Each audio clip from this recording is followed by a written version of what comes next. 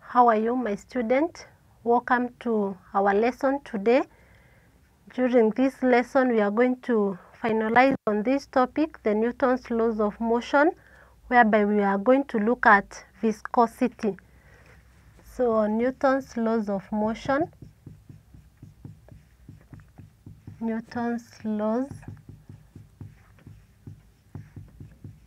of motion. So we are finally going to look at viscosity. Viscosity. And in this lesson, I would like you to be in a position to define viscosity. Again, you should also be in a position to define terminal velocity.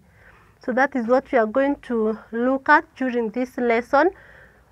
During the previous lesson, we were looking at the types of friction, whereby we looked at the number 4 type of friction, which was the fluid friction. The fluid friction.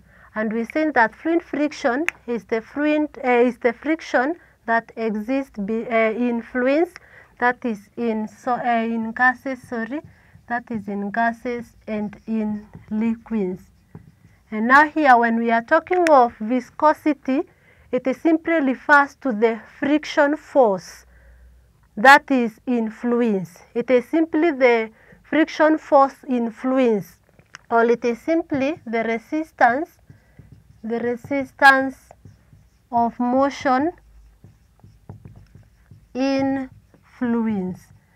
The resistance of motion in fluids that is gases and liquids. It is the resistance of motion in fluids that is in gases and in liquids. Again, we can define viscosity as the resistance, or it is a force that opposes relative motion between the layers of a fluid. Viscosity is again a force that opposes relative motion, between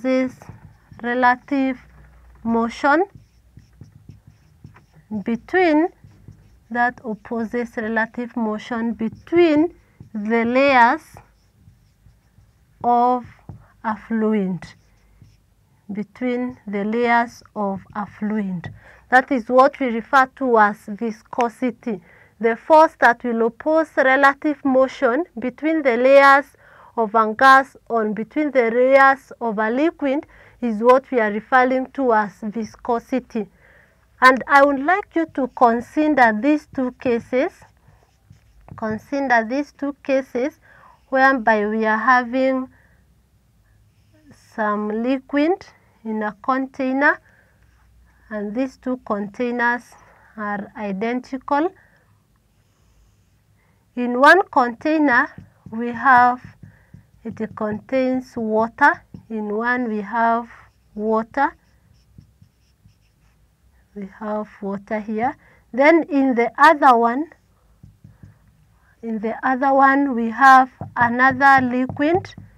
In the other one we have another liquid, that is glycerin. The glycerin. So we have the two liquids here. In our case, we have glycerin. Now let's say we introduce some ball bearings or a steel ball. We introduce a steel ball at the level here. The steel balls are again identical. These are steel balls. Very small steel balls. We introduce them on the surface of the two liquids at the same time. We'll find that the one that is on the surface of water will reach to the bottom faster than the one that is in glycerin. We know the difference between glycerin and water. We know that one is able to flow very easily, unlike glycerin. So you'll find that after some time, you'll find that for water, we may find that the ball is here whereas in glycerin it may be at this point here. After a certain time you find that it is at that level.